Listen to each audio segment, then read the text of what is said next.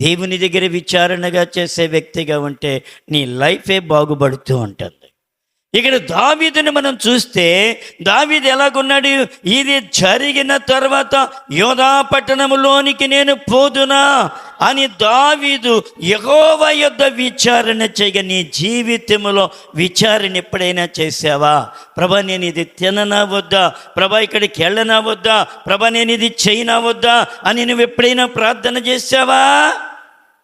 ప్రభునందు ప్రియమైన సహోదరి సహోదరుడా, మన ఇష్టాన్ని నెరవేర్చుకోకూడదు. ప్రభు దగ్గరికి వచ్చిన తర్వాత నీ భారము ప్రభు మీద మోపాలి, నీ ఆలోచన ప్రభు మీద మోపాలి.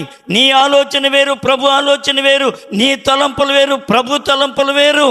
కానీ నువ్వు దేవునికి ఎప్పుడైతే అప్పగించావో అప్పుడు ఆయన తలంపు నీలో పెట్టి దేవుని యొక్క గొప్ప కార్యమును నీ పట్ల జరిగిస్తూ ఉంటాడు ఆయన.